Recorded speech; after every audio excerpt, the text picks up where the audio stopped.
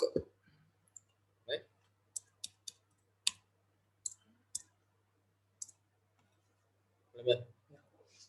Assalamualaikum warahmatullahi wabarakatuh.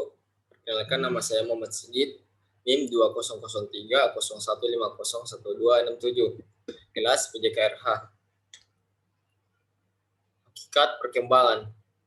Itu sila pertama pengertian, sila kedua ciri-ciri, sila ketiga prinsip-prinsip, sila keempat fase, sila kelima kriteria pentahapan. 1. Pengertian. Perkembangan menurut istilahnya berarti serangkaian perubahan-perubahan yang progresif yang terjadi akibat proses kematangan dan pengalaman. Perkembangan bukan sekedar penambahan beberapa sentimeter pada tinggi badan seseorang, melainkan suatu proses dari banyak struktur dan proses yang kompleks. Perkembangan menunjuk pada suatu proses ke arah yang lebih sempurna dan tidak begitu saja dapat diulang kembali. Perkembangan dapat diartikan sebagai perubahan yang progresif dan kontinu atau berkesinambungan dalam diri individu dari mulai lahir sampai mati atau berlangsung secara sistematis atau progresif dan berkesinambungan baik menyangkut fisik atau jasmaniah dan psikis atau rohaniah. 2. Ciri-ciri perkembangan. Ciri-ciri perkembangan. 1. Terjadi perubahan fisik dan psikis. Contohnya fisik, perubahan tinggi dan berat badan. Psikis, matangnya kemampuan berpikir. Yang kedua, terjadi perubahan dalam proporsi. Contohnya fisik, proporsi tubuh anak berubah sesuai perkembangannya. Psikis, perubahan imajinasi ke realitas. Yang ketiga, lenyapnya tanda-tanda yang lama. Contohnya fisik, lenyapnya gigi susu. Psikis, berperilaku impulsif. Dan yang keempat, diperolehnya tanda-tanda yang baru. Contohnya fisik, pergantian gigi dan karakteristik seks. Psikis, rasa ingin tahu yang berhubungan seks, moral, dan lain-lain. Dan yang ketiga, prinsip perkembangan. 1. Perkembangan merupakan proses yang tidak pernah berhenti atau never ending process. Perkembangan yang progresif dialami sejak dilahirkan sampai remaja, stabil saat dewasa dan mengalami penurunan atau regresif pada masa tua sampai akhir kehidupan. Yang kedua, semua aspek perkembangan saling mempengaruhi. Terdapat korelasi yang positif terhadap aspek perkembangan seperti fisik, emosi, inteligensi, maupun sosial yang saling mempengaruhi. Dan yang ketiga, perkembangan mengikuti pola. Perkembangan terjadi secara teratur mengikuti pola atau arah tertentu. Berdasarkan Nilon dan Weinstein 1977 dalam Samsu Yusuf 2011, cephalothoidal atau proximal distal. 2. Struktur mendahului fungsi. 3. Perkembangan itu berdiferensiasi. 4. Perkembangan itu berlangsung dari kontrak ke abstrak. 5. Perkembangan itu berlangsung dan outer kontor atau inner control. 4. Perkembangan terjadi pada yang berlainan. Perkembangan fisik dan mental mencapai kematangan terjadi pada waktu dan tempo yang berbeda, atau ada yang cepat dan ada yang lambat. 5. Setiap fase perkembangan mempunyai ciri khas. Prinsip ini dijelaskan dengan contoh, yaitu A. Sampai usia 2 tahun, anak memusatkan untuk mengenal lingkungannya. B. Pada usia 3-6 tahun, perkembangan dipusatkan untuk menjadi manusia sosial atau belajar bergaul dengan orang lain.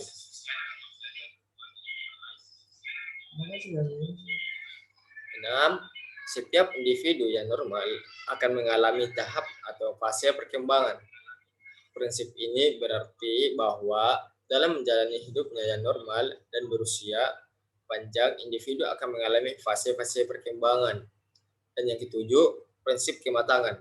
Prinsip ini berpendapat bahwa usaha belajar tergantung pada tingkat kematangan yang dicapai anak.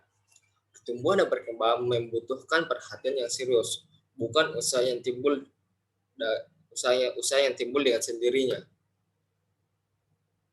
4. Fase-fase perkembangan. Yang pertama, pengertian dan kriteria menentukan fase perkembangan. A. Tahap perkembangan berdasarkan analisis biologis. 1. Aristoteles. Tahap 1 dari 0 sampai 7 tahun. Tahap 2 dari 7 sampai 14 tahun. Tahap 3 dari 14 tahun sampai 21 tahun. 2. Kretschmer. Tahap 1 dari 0 sampai 3 tahun, full lungs atau pengisian periode 1. Tahap 2 dari 3 sampai 7 tahun, Streckkungs atau rentangan periode 1. Tahap 3 dari 7 sampai 13 tahun, full lungs atau pengisian periode 2. Tahap 4 dari 13 sampai 20 tahun, Streckkungs atau rentangan periode 1. 3. Elizabeth Hurlock. Tahap 1. Fase prenatal atau sebelum lahir sekitar 9 bulan. Tahap 2. Infants atau orok, mulai lahir sampai usia 14 hari. Tahap 3. Babyhood atau bayi, mulai 2 minggu sampai 2 tahun. Tahap 4. Childhood atau kanak-kanak, mulai 2 tahun sampai masa remaja. Tahap 5. Adolescence, mulai usia 11 tahun sampai 21 tahun. B. Tahap perkembangan berdasarkan didaktis atau instruksional. 1. Comenius, penahapan berdasarkan didaktis atau instruksional. Yang kedua, ratio. 1. Comenius.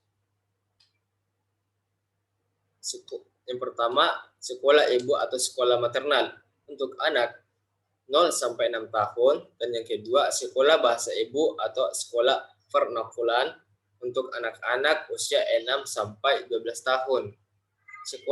Yang ketiga sekolah Latin atau sekolah Latina untuk remaja usia 12 sampai 18 tahun. Akademika atau akademik untuk pemuda-pemudi usia 18 tahun sampai 24 tahun. Yang kedua resau. Tahap 1. 0 sampai 2 tahun usia asuhan. Tahap 2 sampai 12 masa pendidikan jasmani dan latihan panca indera. Tahap 3 12 sampai 15 periode pendidikan akal. Tahap 4 15 sampai 20 periode pendidikan watak dan pendidikan agama. C. Tahap perkembangan berdasarkan psikologis. Pertama, aspek psikologis sebagai landasan dalam menganalisis tahap perkembangan. Kedua, mencari pengalaman psikologis mana yang khas bagi individu pada umumnya dapat digunakan sebagai masa perpindahan dari fase yang satu ke fase yang lain dalam perkembangannya. Dan yang keenam, kriteria pertahapan perkembangan. A. Tahap perkembangan berdasarkan analisis biologis. 1. Aristoteles. Tahap 1 dari 0 sampai 7 tahun. Tahap 2 7 sampai 14 tahun. Tahap 3 dari 14 tahun sampai 21 tahun. Dan ada tabel yaitu fase-fase perkembangan individu. Tahap perkembangan dan usia. Tahap perkembangan masa usia prasekolah usia 0 sampai 6 tahun. Masa usia sekolah dasar usia 6 sampai 12 tahun. Masa usia sekolah menengah 12 sampai 18 tahun, masa usia mahasiswa 18 sampai 25 tahun. Masa usia prasekolah. 1. Masa vital. Individu menggunakan fungsi-fungsi biologis untuk menemukan berbagai hal dalam dunianya. 2. Masa estetik. Masa perkembangan rasa keindahan di mana dalam masa ini perkembangan anak yang terutama adalah fungsi panca inderanya. B. Masa usia sekolah, dikenal dengan masa intelektual atau masa kerasian sekolah. Umur anak yang masuki masa ini 6 atau 7 tahun. Anak relatif mudah didik. Secara umum terbagi 2 fase, yaitu yang pertama, masa kelas. Masa kelas rendah sekolah dasar. Yang kedua, masa kelas tinggi sekolah dasar. Diakhiri dengan masa puerile, sifat khasnya yaitu yang pertama ditujukan untuk berkuasa dan yang kedua ekstraversi. C. Masa usia sekolah menengah. Masa ini bertepatan dengan masa remaja terbagi menjadi tiga masa, yaitu satu, masa pra-remaja. Sila pertama yaitu waktu berlangsung singkat. Sila kedua ditandai dengan sifat negatif.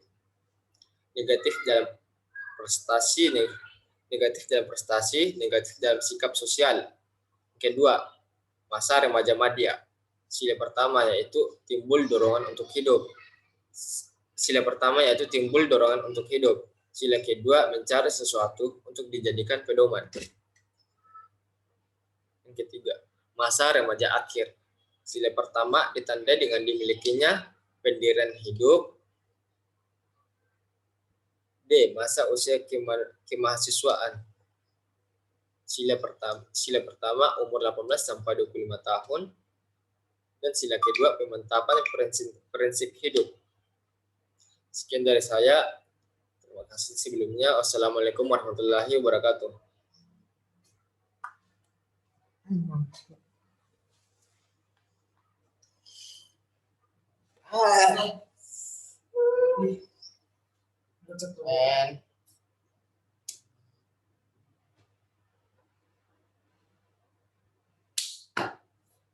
Tinggal posting guys.